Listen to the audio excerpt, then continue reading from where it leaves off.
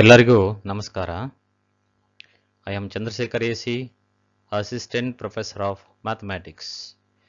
In this session, I am going to explain problems on complementary functions. This topic is present in third semester of BSc Mathematics.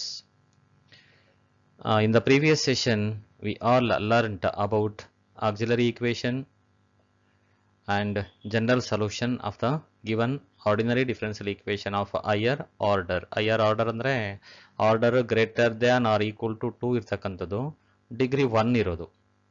ಈಗ ಈ ಸೆಷನಲ್ಲಿ ಕೆಲವು ಪ್ರಾಬ್ಲಮ್ಸನ್ನು ನೋಡೋಣ. Problems on complementary function. Learning objective: to solve a linear differential equation of higher order with constant coefficients for f of d into y equals 0. Session outcomes: students will able to identify the linear differential equations of higher order with constant coefficients. Students will able to solve the higher order linear differential equations with constant coefficients of the form f of d into y equals 0. F of D into y ನಿಮ್ಗೆ already previous ಸೆಷನಲ್ಲಿ explain ಮಾಡಿದ್ವಿ. F of D into Y equal 0 ಯಾವ ರೀತಿ equation ಇರುತ್ತೆ ಅಂದ್ಬಿಟ್ಟು. ಇಲ್ಲಿ F of D ಅಂದರೆ function of D ಅಂತ.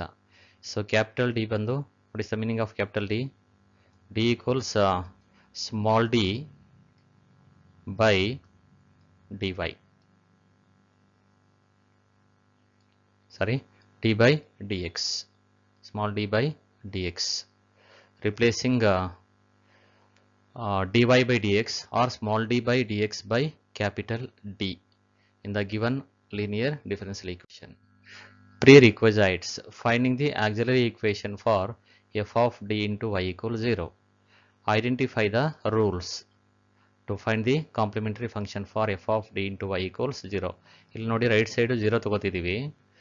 Actually standard form of the equation ಬಂದು F of D into Y equals F of X ಇರುತ್ತಿದ್ದು. ಈ ಕೇಸಲ್ಲಿ ಏನಾಗಿದೆ, F of X equal to 0 ಆಗಿದೆ. ಇಲ್ಲಿ F of X equal to 0 ಅಂದರೆ homogeneous linear differential equations. F of X equal to 0 ಇದೆ, linear differential equations, particularly homogeneous. Problems. In this session or section we shall solve the higher order linear differential equation of the form f of d into y equals 0 using various rules. We have already explained in the previous session. ಬೇರೆ ಬೇರೆ ರೂಲ್ಸ್ಗಳಲ್ಲಿ explain ಮಾಡಿದ್ದೀವಿ. Rules ಯಾವ್ಯಾವುದು? Roots real ಮತ್ತು distinct ಬಂದಾಗ, real repeated ಆದಾಗ, complex roots ಬಂದಾಗ, complex roots repeat ಆದಾಗ ಬೇರೆ ಬೇರೆ ರೂಲ್ಸನ್ನು ನಾವು ಎಕ್ಸ್ಪ್ಲೈನ್ ಮಾಡಿದ್ದೀವಿ. ಇನ್ನೊಂದು ಸಲ ಆ ಪ್ರೀವಿಯಸ್ ಸೆಷನ್ಲಿರೋ ಸ್ಲೈಡ್ಸನ್ನು ಓದ್ಕೊಳ್ಳಿ. Problems. First problem: solve d square y by dx square minus 3 into dy by dx minus 4y equals 0. ನೋಡಿ ಇಲ್ಲಿ ಸ್ಮಾಲ್ ಡಿ ಬೈ ಡಿ ಎಕ್ಸ್ನ ಕ್ಯಾಪಿಟಲ್ ಡಿ ಇಂದ ರಿಪ್ಲೇಸ್ ಮಾಡಿದರೆ ಈ ಈಕ್ವೇಷನ್ನು ಯಾವ ರೀತಿ ಬರುತ್ತೆ? D square minus 3d minus 4 into Y equal 0 ಆಗುತ್ತೆ. ಕ್ಯಾಪಿಟಲ್ ಡಿನ ಸ್ಮಾಲ್ ಎಮ್ ಇಂದ ರಿಪ್ಲೇಸ್ ಮಾಡಿ ಬರೆದ್ರೆ ಆಕ್ಸಿಲರಿ ಈಕ್ವೇಷನ್ ಆಗುತ್ತೆ. M square minus 3m minus 4 equal 0 is an auxiliary equation. Since it is quadratic, factorise ಮಾಡಿದರೆ ಎಷ್ಟು ರೂಟ್ಸ್ ಬರುತ್ತೆ? 2 ರೂಟ್ಸ್ ಬರುತ್ತೆ. ಒಂದು -1, ಇನ್ನೊಂದು 4. ಇದನ್ನು m1 ಅಂತ ಬೇಕಾದ್ರೂ ಬರ್ಕೋಬೋದು. m1 -1 ಆಗುತ್ತೆ, m2 4 ಆಗುತ್ತೆ. ರೂಟ್ಸ್ ಯಾವ ರೀತಿ ಇದೆ? ರಿಯಲ್ ಮತ್ತು ಡಿಸ್ಟಿಂಕ್ಟ್. ಡಿಸ್ಟಿಂಕ್ಟ್ ಅಂದರೆ ಬೇರೆ ಬೇರೆ ರೂಟ್ಸು, ರಿಯಲ್ ನಂಬರ್ಸ್ ಇದೆ. ಹಾಗಾಗಿ ಜನರಲ್ ಸೊಲ್ಯೂಷನ್ ಫಾರ್ಮುಲಾ ಗೊತ್ತಿದೆ ನಮಗೆ. y equals c1 into e to the power of m1x plus c2 into e to the power of m2x. m1 ಅಂದರೆ -1, m2 is 4. ಅದನ್ನು y c ಅಂತಲೂ ಬರೀಬೋದು. Complementary function. Second problem, quadratic equation ಇದೆ. D square plus D plus 3 into Y equal 0. Auxiliary equation M square plus 3m plus 3 equal 0 ಆಗುತ್ತೆ. Quadratic equation non factorisable, formula method. M equals minus B plus or minus root B square minus 4ac by 2a. ಅದನ್ನು apply ಮಾಡಿದರೆ 2 roots ಸಿಗ್ತಾಯಿದೆ. Complex roots ಬರ್ತಾಯಿದೆ. Alpha plus or minus I beta ಫಾರ್ಮಲ್ಲಿ. Complex roots occur in conjugate pairs. Formula general solution is y equals e to the power of alpha X. Formula ಇನ್ನೊಂದ್ಸಲ ನಾನು ಹೇಳ್ತೀನಿ, recall ಮಾಡ್ಕೊಳ್ಳಿ, ಜ್ಞಾಪಿಸ್ಕೊಳ್ಳಿ. ಜ್ಞಾಪಕದಲ್ಲಿ ಇಟ್ಕೊಳ್ಳಿ. y equals e to the power of alpha X. Alpha ಅಂದರೆ -1 c1 into cos beta X. Beta value ಬಂದು √11/2 plus c2 into sine beta X. Next problem. Solve d square plus 4d plus 4 into y equal 0. Auxiliary equation ಇದು quadratic equation ಇದೆ. It can also be written as m plus 2 whole square equal 0. Roots ಬಂದು -2 and -2 real and repeated. Formula e to the power of mx into c1 plus c2x where m value ಬಂದು -2. Fourth problem. Solve d cube y by dx cube plus 6 into d square y by dx square plus 11 into dy by dx plus 6y equals 0. So capital D in terms of capital D ನಲ್ಲಿ ಬರೆದ್ರೆ ಇದು ಸಿಗುತ್ತೆ ಈಕ್ವೇಷನ್ನು. Auxiliary equation ಬಂದು m cube plus 6m square plus 11m plus 6 equal to 0 cubic equation ಬರ್ತಾ ಇದೆ. ಹಾಗಾಗಿ by inspection method first root ಬಂದು m ಈಕ್ವಲ್ಸ್ -1 ಆಗುತ್ತೆ. ರೂಟ್ ಅಂದ್ರೇನು? ಇಲ್ಲಿ ಬಂದಿರೋ ವ್ಯಾಲ್ಯೂನ m ಪ್ಲೇಸ್ಗೆ ಹಾಕಿದರೆ ಈ ಈಕ್ವೇಷನ್ಗೆ ಎಲ್ಲೆಲ್ಲಿ m ಇದೆ ಅಲ್ಲಿಗೆಲ್ಲ -1 ತೊಗೊಂಡು ಸಿಂಪ್ಲಿಫೈ ಮಾಡಿದರೆ ಈ ಈಕ್ವೇಷನ್ನು ಬ್ಯಾಲೆನ್ಸ್ ಆಗುತ್ತೆ. 0 ಈಕ್ವಲ್ 0 ಬರುತ್ತೆ. ಹಾಗಾಗಿ m equals -1 is a root ಆಗುತ್ತೆ. ಒಂದು ರೂಟ್ ಕಂಡುಹಿಡಿಯೋದ್ರಿಂದ ಇನ್ನೂ 2 ರೂಟ್ ಬೇಕು.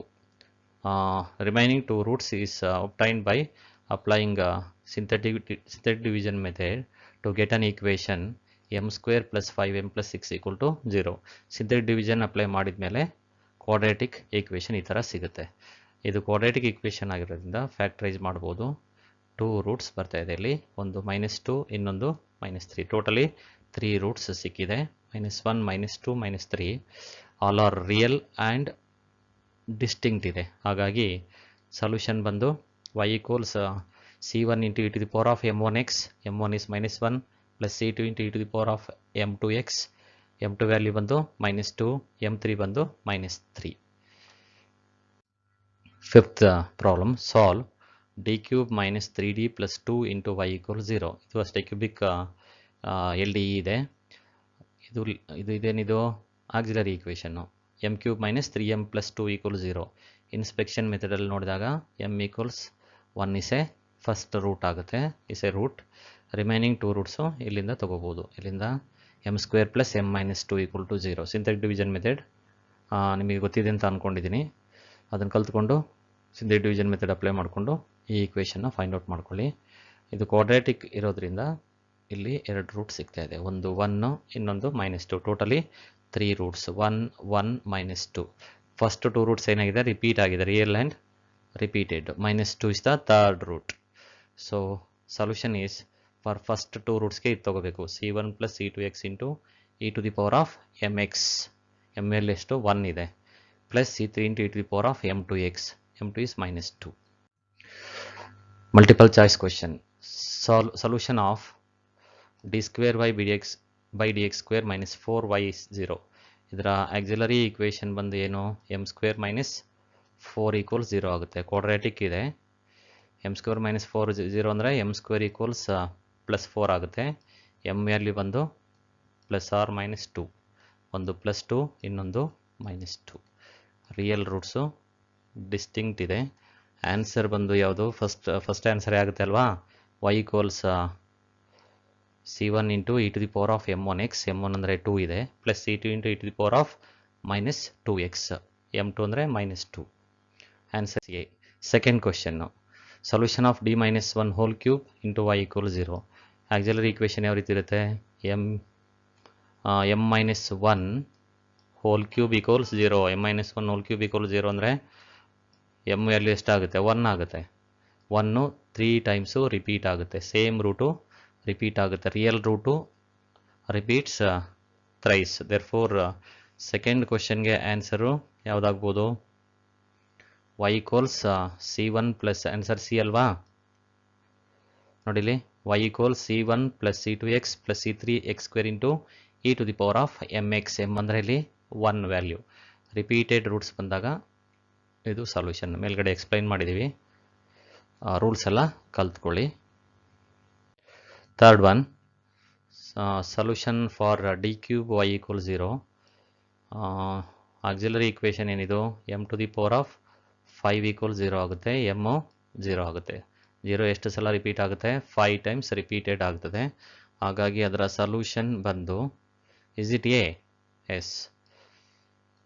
Solution for answer for third question is a. Y equals c1 plus c2x plus c3x square c4x cube plus c5x power 4 into e to the power of mx ಆಗುತ್ತೆ. e to the power of mx ಅಲ್ಲಿ m 0 ಆಗುತ್ತೆ, e to the power of 0 ಆಗುತ್ತೆ, 1 ಆಗುತ್ತೆ, ಹೊರಗಡೆ outside 1 ಬರುತ್ತೆ. ಹಾಗಾಗಿ answer ಇಷ್ಟು ಸಾಕು. ಯಾವುದು? ಥರ್ಡ್ ಕ್ವಶನ್ಗೆ answer is A. Question number 4. ಇಲ್ಲಿ ಯಾವುದು? D square minus 7d plus 12y equal 0 ಇದೆ. ಆಕ್ಸಿಲರಿ ಈಕ್ವೇಷನ್ ಬಂದು M square minus 7m plus 12 equal 0 quadratic equation ಬರ್ತಾ ಇದೆ. ಅದನ್ನು ನೀವು ಫ್ಯಾಕ್ಟ್ರೈಸ್ ಮಾಡಿದರೆ 2 ವ್ಯಾಲ್ಯೂಸ್ ಬರ್ತದೆ. ಒಂದು 3, ಇನ್ನೊಂದು 4 ಬರ್ತದೆ. ನೀವೇ ಪ್ರಯತ್ನ ಪಡೆಯೋದು. ಫ್ಯಾಕ್ಟ್ರೈಸೇಷನ್ ಮಾಡಿಬಿಟ್ಟು ಫ್ಯಾಕ್ಟ್ರೈಸ್ ಆಗುತ್ತೆ ಈಸಿಯಾಗಿ 3 ಮತ್ತು 4.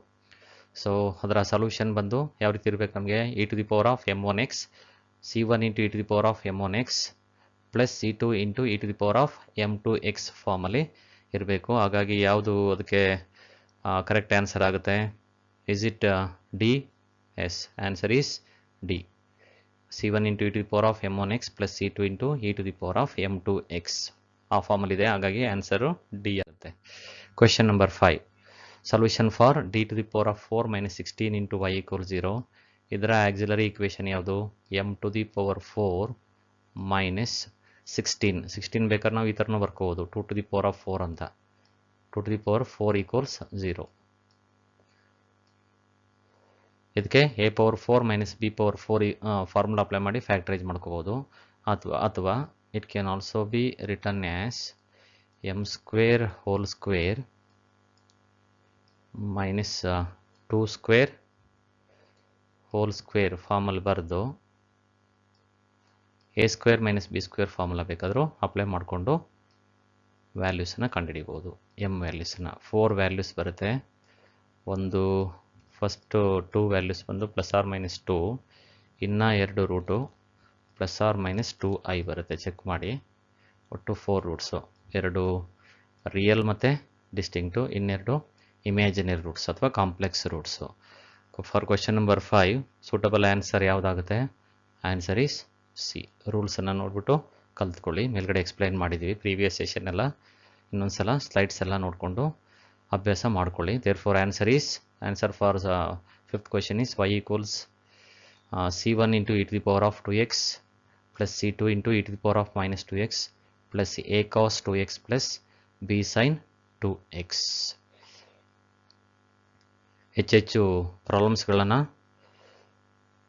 ಸಾಲ್ವ್ ಮಾಡೋದನ್ನು ಅಭ್ಯಾಸ ಮಾಡ್ಕೊಳ್ಳಿ. ಎಲ್ಲ ಸ್ಲೈಡ್ಸನ್ನು ಇನ್ನೊಂದು ಸಲ ನೋಡಿ ಚೆನ್ನಾಗಿ ಕಲಿತು ಕಾಂಪ್ಲಿಮೆಂಟ್ರಿ ಫಂಕ್ಷನ್ನು ಆಮೇಲೆ ಆಕ್ಸಿಲರಿ ಈಕ್ವೇಷನ್ನು ಇದನ್ನೆಲ್ಲ ಕಂಡುಹಿಡಿಯೋದನ್ನು ಕಲ್ತ್ಕೊಳ್ಳಿ.